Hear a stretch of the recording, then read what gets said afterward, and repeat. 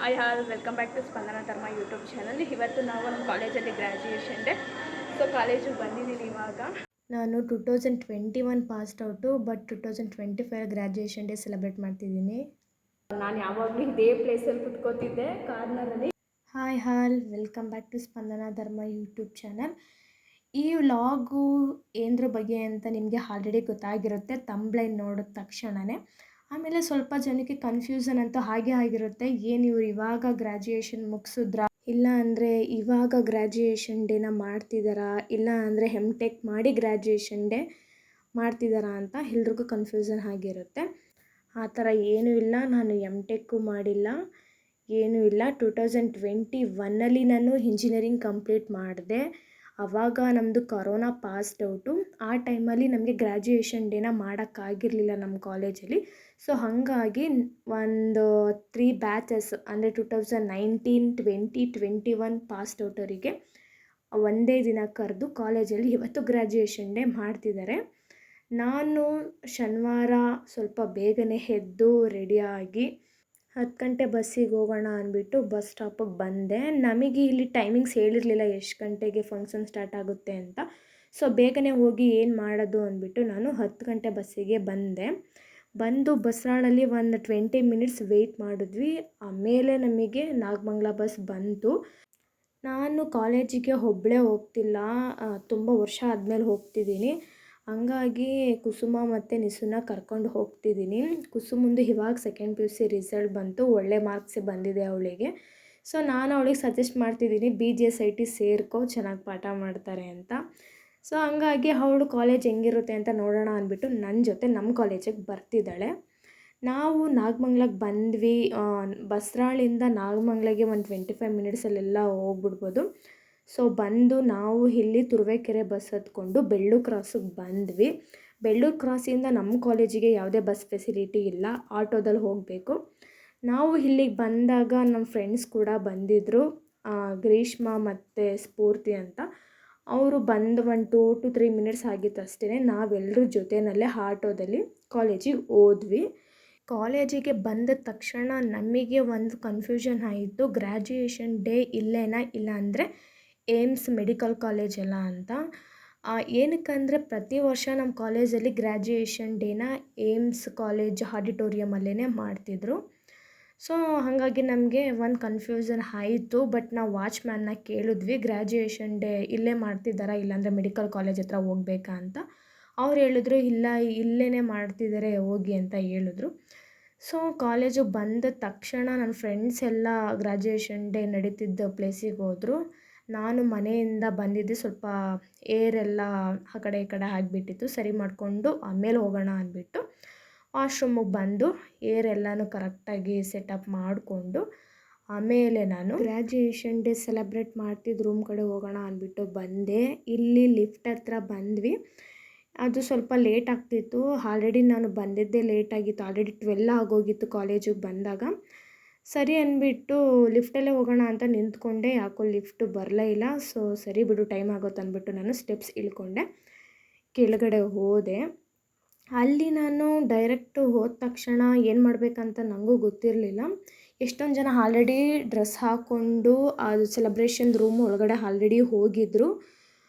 ಏನಕ್ಕಂದರೆ already 12 ಕಾಲ ಆಗ್ತಿತ್ತು, ಹಾಗಾಗಿ ಆಲ್ರೆಡಿ ಪ್ರೋಗ್ರಾಮ್ ಎಲ್ಲ ಸ್ಟಾರ್ಟ್ ಮಾಡಿದರು. ಆಮೇಲೆ ನಾನು ನನ್ನ ಫ್ರೆಂಡ್ನ ಫೋನ್ ಮಾಡಿ ಕೇಳಿದೆ ಏನು ಮಾಡಬೇಕಂತ. ಅವ್ರು ಹೇಳಿದ್ರು ಇಲ್ಲಿ ರಿಜಿಸ್ಟ್ರೇಷನ್ ರೂಮ್ ಇದೆ, ಅಲ್ಲಿ ಹೋಗ್ಬಿಟ್ಟು ಫಾರ್ಮ್ ಫಿಲ್ ಮಾಡಿಬಿಟ್ಟು ಡ್ರೆಸ್ ಇಸ್ಕೊಬಾ ಅಂತ. ಸರಿ ಅಂದ್ಬಿಟ್ಟು ನಾನು ಅಲ್ಲಿದ್ದಿದ್ದು ವರ್ಕರ್ನ ಕೇಳಿದೆ ಎಲ್ಲಿ ರಿಜಿಸ್ಟ್ರೇಷನ್ ಮಾಡ್ತಿರೋದಂತ. ಅವ್ರು ಹೇಳಿದ್ರು. ನಾನು ಆ ರೂಮ್ ಒಳಗಡೆ ಹೋಗಿಬಿಟ್ಟು ರಿಜಿಸ್ಟ್ರೇಷನ್ ಫಾರ್ಮ್ ಎಲ್ಲ ಫಿಲ್ ಮಾಡಿದೆ. ಆಮೇಲೆ ನಾವಿಲ್ಲಿ 500 ಪೇ ಮಾಡಬೇಕಿತ್ತು ಡ್ರೆಸ್ ಈಸ್ಕೊಳ್ಳೋದಕ್ಕೆ.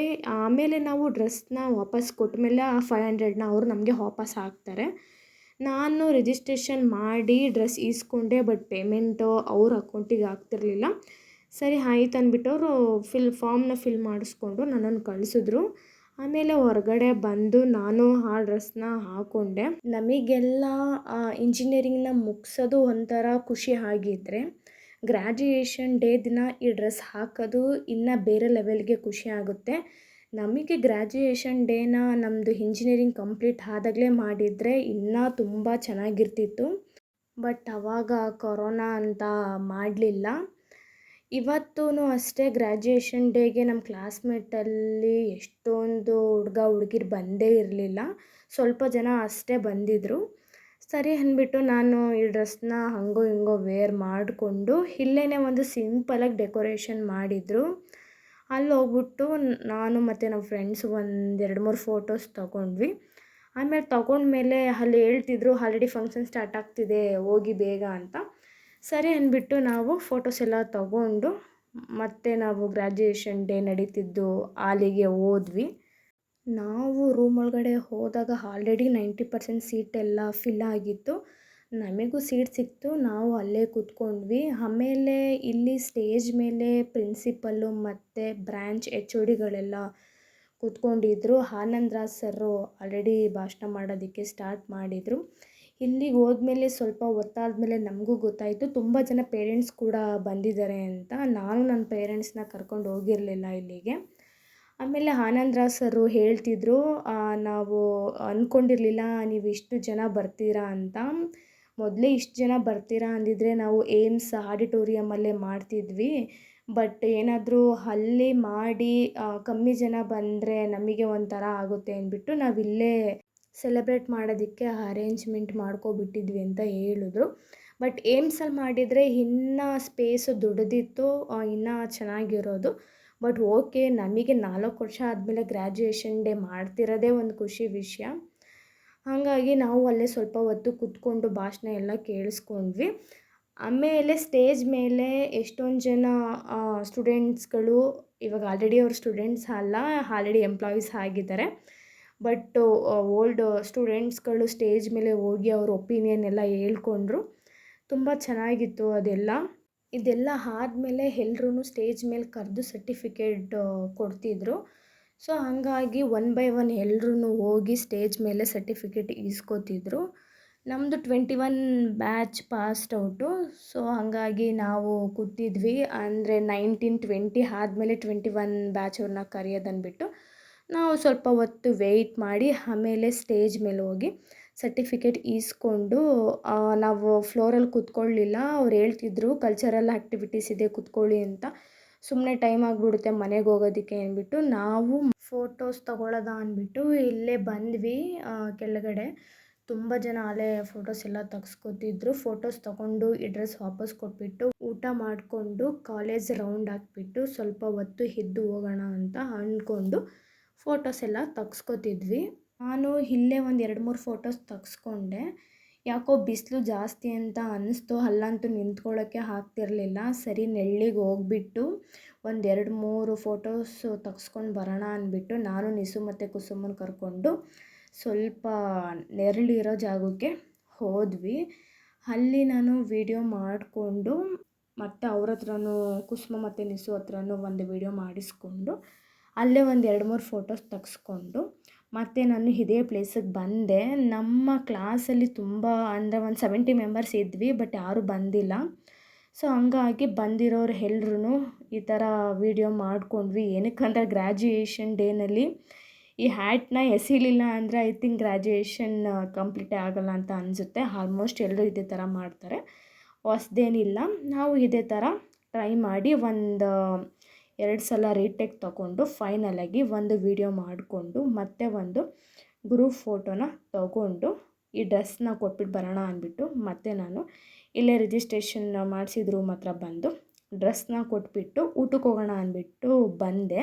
ನಮ್ಮ ಕಾಲೇಜ್ನ ನಾನು 4 ವರ್ಷದ ಹಿಂದೆ ನೋಡಿದ್ದಕ್ಕೂ ಇವತ್ತು ನೋಡಿದ್ದಕ್ಕೂ ಸ್ವಲ್ಪ ಅಷ್ಟೇ ಚೇಂಜಸ್ ಇರೋದು.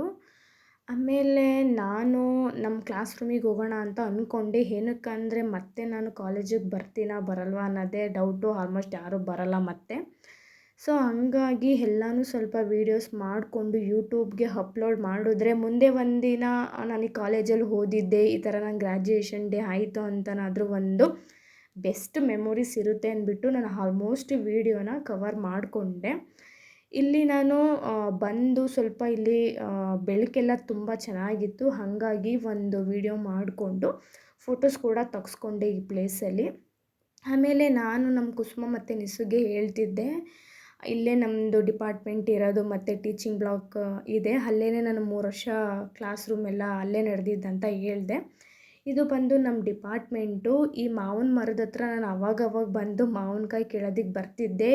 ಇಲ್ಲಂತೂ ಈ ಪ್ಲೇಸಲ್ಲಿ ಈ ಮರದ ಕೆಳಗಡೆನೇ ನಾನು ಲ್ಯಾಬ್ಗೆ, ಎಕ್ಸಾಮಿಗೆ, ಇಂಟರ್ನಲ್ಸಿಗೆಲ್ಲ ಕುತ್ಕೊಂಡು ಓದ್ಕೋತಿದ್ದು.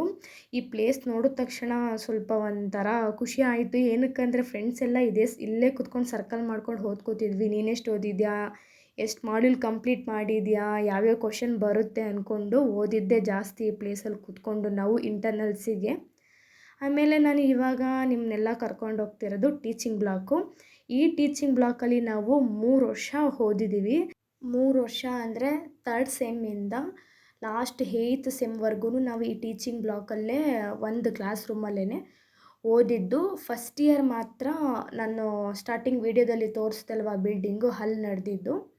ಇವಾಗ ನಾನು ಕೂತಿರೋದು ಬಂದು ನಮ್ಮ ಕ್ಲಾಸ್ ರೂಮು. ಆ್ಯಕ್ಚುಲಿ ಇವತ್ತು ಗ್ರ್ಯಾಜುಯೇಷನ್ ಡೇಗೆ ಬಂದಿರೋದಂತೂ ತುಂಬ ಖುಷಿ ಆಯಿತು. ಮತ್ತೆ ನಾವು ಕಾಲೇಜ್ ಒಳಗಡೆ ಬಂದು ಕ್ಲಾಸ್ ರೂಮ್ ನೋಡೋಕ್ಕಾಗಲ್ಲ ಅಂದ್ಬಿಟ್ಟು ನಾನು ಮತ್ತೆ ನಮ್ಮ ಕ್ಲಾಸ್ ರೂಮಿಗೆ ಬಂದಿದ್ದೀನಿ. ಇದೇ ನಮ್ಮ ಕ್ಲಾಸ್ ರೂಮು. ನಾನು ಯಾವಾಗಲೂ ಇದೇ ಪ್ಲೇಸಲ್ಲೇ ಕೂತ್ಕೋತಿದ್ದೆ.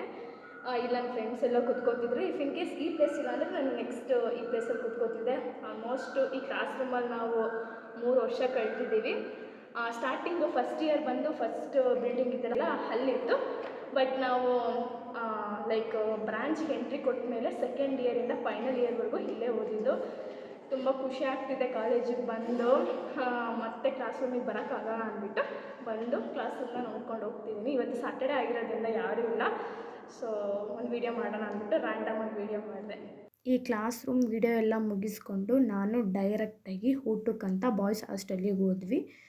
ಇವತ್ತು ಗ್ರ್ಯಾಜುಯೇಷನ್ ಡೇಗೆ ಯಾರ್ಯಾರು ಬಂದಿರ್ತಾರೆ ಅವರಿಗೆಲ್ಲ ಊಟನ ಬಾಯ್ಸ್ ಹಾಸ್ಟೆಲಲ್ಲಿ ಪ್ರಿಪೇರ್ ಮಾಡಿಸಿದ್ರು. ಸೊ ನಾವು ಅಲ್ಲಿ ಹೋಗಿ ಕೂತ್ಕೊಂಡು ಊಟ ಮಾಡಿಕೊಂಡು ಲಾಸ್ಟ್ದಾಗಿ ಒಂದು ಬನಾನ ತಿಂದ್ಕೊಂಡು ಮತ್ತು ಐಸ್ ಕ್ರೀಮ್ ಕೊಟ್ಟರು. ಐಸ್ ಕ್ರೀಮ್ ತಿಂದ್ಕೊಂಡು ಹೊರಗಡೆ ಬಂದು ಫ್ರೆಂಡ್ಸಿಗೆಲ್ಲ ಬಾಯ್ ಹೇಳ್ಬಿಟ್ಟು ಸ್ವಲ್ಪ ಜನ ಆಲ್ರೆಡಿ ಮನೆಗೆ ಹೋಗ್ತಿದ್ರು, ಸ್ವಲ್ಪ ಜನ ಇಲ್ಲೇ ಕಾಲೇಜಲ್ಲೇ ಇನ್ನೊಂದು ಸ್ವಲ್ಪ ಹೊತ್ತು ಇದ್ದು ಹೋಗೋರು ಕೂಡ ಇದ್ದರು. ಸೊ ಇವಾಗ ಮನೆಗೆ ಯಾರ್ಯಾರು ಹೋಗ್ತಿದ್ರು ಅವರಿಗೆಲ್ಲ ಬಾಯ್ ಹೇಳಿ ನಾವು ನೆಕ್ಸ್ಟು ಹೋಗಿದ್ದೆ ಗ್ರೌಂಡಿಗೆ. ಈ ಗ್ರೌಂಡಲ್ಲಿ ನಾವು ಇವಾಗ ಕ್ಲಾಸಿಗೆ ಏನಾದರೂ ಬಂಕ್ ಮಾಡಿದಾಗೆಲ್ಲ ಆಲ್ಮೋಸ್ಟ್ ಈ ಗ್ರೌಂಡಿಗೆ ಬಂದು ಕುತ್ಕೋತಿದ್ವಿ. ನಾವೆಲ್ಲ ಅಷ್ಟಾಗಿ ಆ ಕ್ಲಾಸ್ನ ಬಂಕ್ ಮಾಡಿಲ್ಲ. ಯಾವ ಕ್ಲಾಸ್ನ ಜಾಸ್ತಿ ಬಂಕ್ ಮಾಡ್ತಿದ್ವಿ ಅಂದರೆ ಈ HR ಕ್ಲಾಸ್ನ ಬಂಕ್ ಮಾಡ್ತಿದ್ವಿ. ಏನಕ್ಕಂದರೆ ನಾವು ಇಂಜಿನಿಯರಿಂಗ್ ಮಾಡುವಾಗ ನಮಗೆ ಕಮ್ಯುನಿಕೇಷನ್ದೇ ಒಂಥರ ಟೆನ್ಷನ್ ಆಗೋದು. ಏನಕ್ಕಂದರೆ HR ಕ್ಲಾಸಲ್ಲಿ ಆಲ್ಮೋಸ್ಟ್ ಎಲ್ಲ ಬಂಕ್ ಮಾಡ್ತಿದ್ರು. ಬಂಕ್ ಮಾಡಿ ಬೈಸ್ಕೊಂಡಿದ್ದೆ ಜಾಸ್ತಿ. ನಾವು HR ಕ್ಲಾಸ್ ಮಾತ್ರ ಆಲ್ಮೋಸ್ಟ್ ಬಂಕ್ ಮಾಡಿಬಿಡ್ತಿದ್ವಿ. ಆವಾಗ ಯಾರಾದರೂ ಹೋದರೆ ಒಂದು 20-25 ಜನ ಹೋಗ್ತಿದ್ವಿ. 25 ಜನದಲ್ಲಿ ನಮ್ಮನ್ನೇ ಎಲ್ಲಿ ಕ್ವಶನ್ ಕೇಳಿಬಿಡ್ತಾರೆ ಅಂದ್ಬಿಟ್ಟು ಬಂಕ್ ಮಾಡಿ ಆ ಕ್ಲಾಸ್ನ ನಾವು ಹೋಗಿ ಎಷ್ಟೊಂದು ಸಲ ಗ್ರೌಂಡಲ್ಲಿ ಕೂತಿದ್ದು ಉಂಟು. ಸೊ ಆ ಗ್ರೌಂಡನ್ನ ನಾನು ಇವಾಗ ನಿಮಗೆ ತೋರಿಸ್ತೀನಿ. ನಮ್ಮ ಕಾಲೇಜು ಎಷ್ಟು ಚೆನ್ನಾಗಿದೆ ಅಷ್ಟೇ ಗ್ರೌಂಡ್ ಕೂಡ ತುಂಬ ಚೆನ್ನಾಗಿದೆ. ನಾವು ಈ ಗ್ರೌಂಡಿಗೆ ಬಂದು ಇಲ್ಲೇ ಸ್ವಲ್ಪ ಹೊತ್ತು ಕೂತಿದ್ವಿ. ಒಂದು 3/4 ಗಂಟೆ ಇಲ್ಲೇ ಕೂತ್ಕೊಂಡು ಕಾಲೇಜ್ ಮೆಮೊರೀಸ್ ಎಲ್ಲ ನೆನೆಸ್ಕೊಂಡು ಫ್ರೆಂಡ್ಸ್ ಜೊತೆ ಮಾತಾಡಿಕೊಂಡು ಕೂತಿದ್ದೆ. ಇಲ್ಲಿ ಇವರಿಬ್ಬರನ್ನ ನಾನು ನಿಮಗೆ ಇಂಟ್ರಡ್ಯೂಸ್ ಮಾಡಿಸ್ಲಿಲ್ಲ. ಇವರು ಗ್ರೀಷ್ಮ, ಇನ್ನೊಬ್ಬರು ಬಂದು ಸ್ಫೂರ್ತಿ ನನಗೆ ಲ್ಯಾಬ್ ಮೇಟು ಮತ್ತು ನಂದು ಮಿನಿ ಪ್ರಾಜೆಕ್ಟ್ ಮೇಟ್ ಕೂಡ. ಇವಾಗಲೂ ನಾವೆಲ್ಲರೂ ಕಾಂಟ್ಯಾಕ್ಟಲ್ಲೇ ಇದ್ದೀವಿ. ಆಮೇಲೆ ಸ್ಫೂರ್ತಿ ಮತ್ತು ಗ್ರೀಷ್ಮ ಅವರು ಟೈಮ್ ಆಯ್ತು ಅಂದ್ಬಿಟ್ಟು ಅವರು ಮನೆಗೆ ಹೊರಟ್ರು. ನಾನು ಅವರಿಗೆ ಬಾಯ್ ಹೇಳಿ ನೆಕ್ಸ್ಟ್ ನಾನು ಇವಾಗ ಬರ್ತಿರೋದೆ ಲೈಬ್ರರಿಗೆ. ಈ ಲೈಬ್ರರಿನಲ್ಲೂ ನನಗೆ ಒಂದಷ್ಟು ಬೆಸ್ಟ್ ಮೆಮೊರೀಸ್ ಇದೆ. ನಾವು ಎಕ್ಸಾಮಿಗೆ ಹೋಗುವಾಗ ಬ್ಯಾಗೆಲ್ಲ ಇಲ್ಲಿಟ್ಟು ಹೋಗಬೇಕಿತ್ತು. ನಾವೆಲ್ಲರೂ ಬ್ಯಾಗ್ನ ಇಲ್ಲಿಟ್ಟ ಮೇಲೆ ಇಲ್ಲಿ ಡೋರ್ನ ಲಾಕ್ ಮಾಡ್ತಿದ್ರು. ಮತ್ತು ಎಕ್ಸಾಮು ಮುಗಿಯೋ ಟೈಮಿಗೆ ಡೋರ್ನ ಓಪನ್ ಮಾಡ್ತಿದ್ರು. ಆವಾಗ ಬ್ಯಾಗ್ ಎತ್ಕೊಂಡು ನಾವು ಮನೆಗೆ ಹೋಗ್ತಿದ್ವಿ. ಇದು ಬಂದು ಲೈಕ್ ಯಾರಿಗಾದ್ರೂ ಸಿಸ್ಟಮ್ ಯೂಸು ಬೇಕು ಅಂದರೆ ಅವರು ಇಲ್ಲಿ ಬಂದು ಯಾವ್ದಾದ್ರು ಸಿಸ್ಟಮ್ನ ಯೂಸ್ ಮಾಡ್ಕೋಬೋದು. ಅಂದರೆ ಲೈಕ್ ಪ್ರಾಜೆಕ್ಟ್ಗಾಗಿರ್ಬೋದು, ಏನಾದರೂ ಒಂದು ಎಡಿಟಿಂಗ್ ಆಗಿರ್ಬೋದು, ಇಲ್ಲಿ ನಾವು ಆರಾಮಾಗಿ ಮಾಡ್ಕೋಬೋದು. ಇಲ್ಲಿ ಬಂದು ನಾವು ನಮ್ಮ ಹೆಸರು USN ಬರೆದು ಇದು ಒಳಗಡೆ ಬಂದದ್ದು ಟೈಮಿಂಗ್ಸ್ ಏನಂತ ಬರೆದ್ಬಿಟ್ಟು ಇಲ್ಲಿ ಯಾವ್ದಾದ್ರು ಸಿಸ್ಟಮ್ನ ಯೂಸ್ ಮಾಡಿಕೊಂಡು ನಾವು ಹೋಗ್ಬೋದು. ಇಲ್ಲಿ ಎಲ್ಲ ಫ್ರೀ ವೈಫೈ ಇರುತ್ತೆ. ಆಮೇಲೆ ಇದು ಬಂದು ಲೈಬ್ರರಿ. ಅಂದರೆ ಇದು ತುಂಬ ಪೀಸಾಗಿರುತ್ತೆ. ಇಲ್ಲಿ ಆರಾಮಾಗಿ ಬುಕ್ಸ್ ತೊಗೊಂಡು ಓದ್ಬೋದು, ಇಲ್ಲಾಂದರೆ ಎಕ್ಸಾಮ್ ಟೈಮಲ್ಲಿ ಕೂಡ ನಾವು ಇಲ್ಲಿ ಬಂದು ಓದ್ಕೋಬೋದು. ನಾನು ಅಷ್ಟೇ ಯಾವಾಗಲೂ ಇಲ್ಲೇ ಬಂದು ಓದ್ಕೋತಿದ್ದೆ.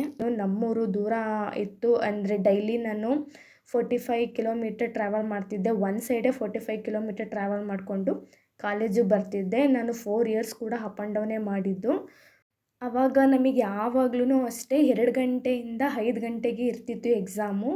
ಸೊ ನಮ್ಮ ಕಡೆ ಬಸ್ಸು ಕರೆಕ್ಟಾಗಿ ಇರ್ತಿರಲಿಲ್ಲ. ನಮಗೆ 10 ಗಂಟೆ ಬಸ್ ಅಂತ ಹೇಳಿದೆ ಅಲ್ವಾ, ಅದೇ ಬಸ್ ಇದ್ದಿದ್ದು. ಅದು ಬಿಟ್ಟರೆ ನಮಗೆ ಮಧ್ಯಾಹ್ನ 3:15ಗೆ ಬಸ್ ಇದ್ದಿದ್ದು ಬಸ್ರಾಳಿಗೆ ಬರೋದಕ್ಕೆ. ನಾನು ಯಾವಾಗಲೂ ಅಷ್ಟೇ ಎಕ್ಸಾಮ್ ಇದ್ದಾಗ 10 ಗಂಟೆ ಬಸ್ಸಿಗೆ ಬಂದು ಇಲ್ಲಿ ಲೈಬ್ರರಿನಲ್ಲಿ ಕೂತ್ಕೊಂಡು ಓದ್ಕೋತಿದ್ದೆ. ಫೈನಲ್ ಎಕ್ಸಾಮ್ ಬಂದಾಗ ನಾನು ಲೈಬ್ರರಿನಲ್ಲೇ ಜಾಸ್ತಿ ಓದಿದ್ದುಂಟು. ತುಂಬ ಬೆಸ್ಟ್ ಮೆಮೊರೀಸ್ ಇದೆ ಆ ಲೈಬ್ರರಿನಲ್ಲಿ. ಆಮೇಲೆ ಸೆಮ್ದು ಬುಕ್ಸ್ ಕೂಡ ಇಲ್ಲಿ ನಾವು ಲೈಬ್ರರಿ ಕಾರ್ಡ್ ಮಾಡಿಸ್ಕೊಂಡು ತೊಗೊಂಡು ಓದ್ಕೋಬೋದು. ನಾನು ಆಲ್ಮೋಸ್ಟ್ ಯಾವಾಗ್ಲೂ ಇಲ್ಲೇ ಬುಕ್ಸ್ ತೊಗೊಂಡು ಕೂಡ ಓದ್ತಿದ್ದೆ. ಇದನ್ನೆಲ್ಲ ನೋಡಿಕೊಂಡು ಮತ್ತೆ ಮೊದಲನೇ ಫ್ಲೋರಿಗೆ ಹೋಗ್ಬಿಟ್ಟು ಸುಮ್ಮನೆ ಮೇಲ್ಗಡೆ ನಿಂತ್ಕೊಂಡು ಕಾಲೇಜ್ದು ಒಂದು ವೀಡಿಯೋ ಮಾಡಿಕೊಂಡು ಟೈಮ್ ಆಗಿತ್ತು. ನಾನು ಹಾಗಾಗಿ ಗೇಟ್ ಹತ್ರ ಬಂದೆ. ನಾವು ಮಂಡ್ಯದವರಿಗೆ ಒಂದು ಗೌರ್ಮೆಂಟ್ ಬಸ್ ಬಿಟ್ಟಿದ್ದಾರೆ, ಮಂಡ್ಯ ಟು BG ನಗರ್. ಇದು ಬೆಳಿಗ್ಗೆ ಬಸ್ರಾಳಿಗೆ 7:40ಗೆ ಬರುತ್ತೆ.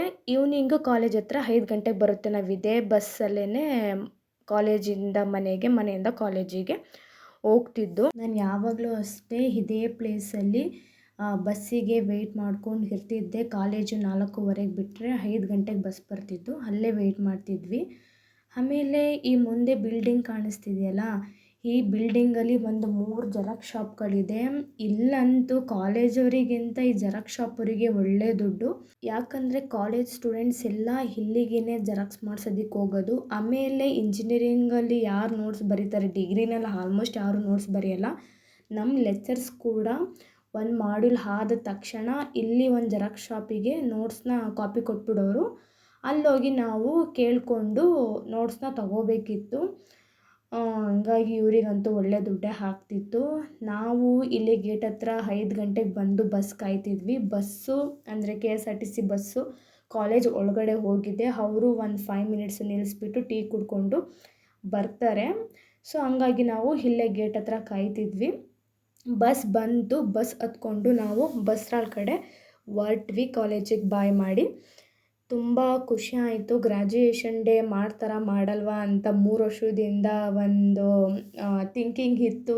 ಮಾಡಲ್ಲ ಅಂತ ಅಂದ್ಕೊಬಿಟ್ಟಿದ್ವಿ. ಏನಕ್ಕಂದರೆ ಆಲ್ರೆಡಿ 4 ವರ್ಷ ಆಯ್ತಲ್ವ, ಮತ್ತೆ ಯಾರು ಕಾಲೇಜಿಗೆ ಕರೆದು ಗ್ರ್ಯಾಜುಯೇಷನ್ ಡೇ ಮಾಡ್ತಾರಂತ ಅಂದ್ಕೊಂಡಿದ್ವಿ. ಬಟ್ ಮಾಡಿದಂತೂ ತುಂಬ ಖುಷಿ ಆಯಿತು. ಸೊ ಎಲ್ಲ ಎಂಜಾಯ್ ಮಾಡಿಕೊಂಡು ಇವಾಗ ಊರ ಕಡೆ ಬಂದ್ವಿ. ನಾನು ಬಸ್ರಾಳಿಗೆ ಬಂದು ಇಳ್ಕೊಂಡು ನಮ್ಮೂರು ಬಸ್ಗಂತ ವೆಯ್ಟ್ ಮಾಡಿದ್ವಿ. ಸೊ ಆಮೇಲೆ ಬಸ್ ಬಂತು, ಮಳೆ ಕೂಡ ಸ್ಟಾರ್ಟ್ ಆಯಿತು. ಸೊ ಇಲ್ಲಿಗೆ ಈ ವ್ಲಾಗ್ ಕಂಪ್ಲೀಟ್ ಆಯಿತು. Thank you for watching. Keep watching.